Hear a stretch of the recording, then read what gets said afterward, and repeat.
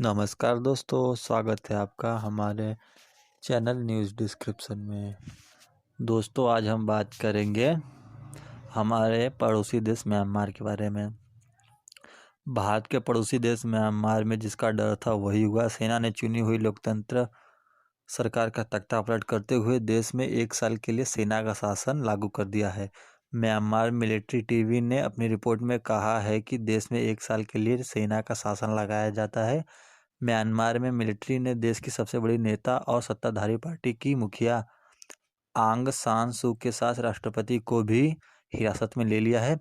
इसके साथ ही देश में किसी भी विरोध को रोकने के लिए सेना ने इंटरनेट और टेलीफोन सेवाएं बंद कर दी हैं।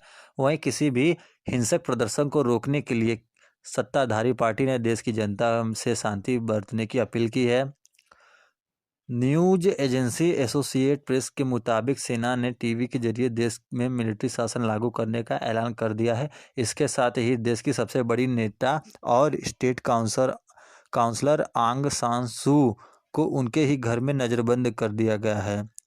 आंग सान सू के साथ ही उनकी पार्टी के कई और बड़े नेताओं को भी यहाँ तो हिरासत में ले लिया है या फिर नज़रबंद कर दिया गया है। हालांकि सेना ने पहले तख्तापलट की खबरें से इनकार किया था, मगर पिछले 2 महीने के दौरान म्यांमार में जो हालात बन गए थे उसे देखकर आशंका यही लगाई जा रही थी कि सेना कभी भी देश की लोकतंत्र सरकार को सत्ता से हटा सकती है, देश में मिलिट्री राज कायम कर सकती है। और आज सुबह सुबह सेना ने म्यांमार में 1 साल के लिए सेना का शासन लगाने की घोषणा कर दी है।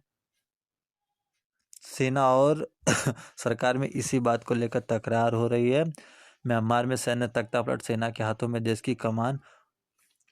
पिछले 2 महीनों से म्यांमार में सेना और सरकार के बीच जमकर तकरार चल रही थी। दरअसल सेना लगातार दांव कर रही थी कि हालिया हुए चुनाव में म्यांमार की सत्ताधारी पार्टी ने अवैध तरीके से चुनाव जीता है, जिसको लेकर सेना और प्रमुख party national league of democracy के बीच कलह का माहौल बन गया। कुछ ही दिन पहले म्यांमार ने सेना के प्रमुख जनरल मिंग आंग लाइंग ने सरकार को चेतावनी देते हुए कहा था कि अगर सरकार वोटों की गड़बड़ी पर कार्रवाई नहीं करती है तो हम फिर सेना की कार्रवाई करेंगे।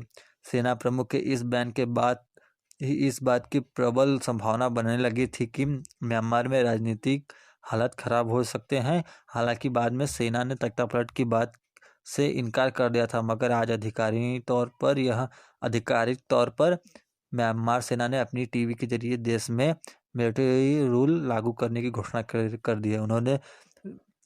सेना ने सभी प्रकार के इंटरनेट और टेलीविज़न सभी बंद कर दिए हैं। केवल जो उनके मंजूरी से चलते हैं केवल उन्हीं को चलने दिया है।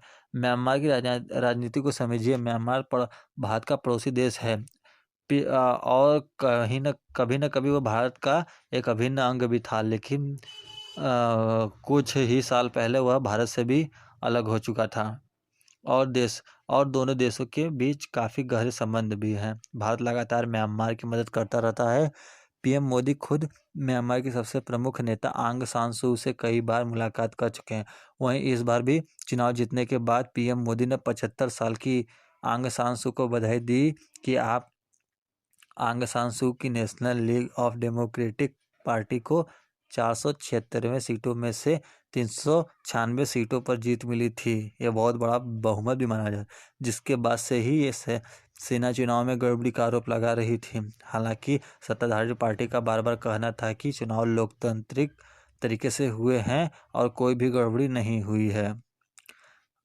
अमेरिका ने कार्रवाई की धमकी दे दी है म्यांमार को। बोला है कि वहीं म्यांमार हुए तख्तापलट पर भारत समेत अमेरिकी की भी नज़र है।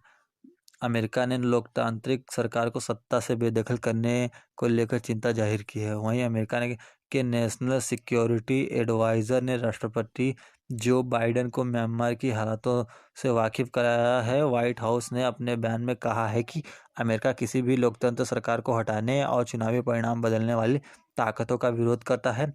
सेना ने म्यांमार में लोकतांत्रिक प्रक्रिया को चोट पहुंचाई गई है। हम तमाम स्थिति पर बारीकी से नज़र रख रहे हैं और सत्ता पलटने वाले ताकतों के खिलाफ हम कार्रवाई भी करेंगे।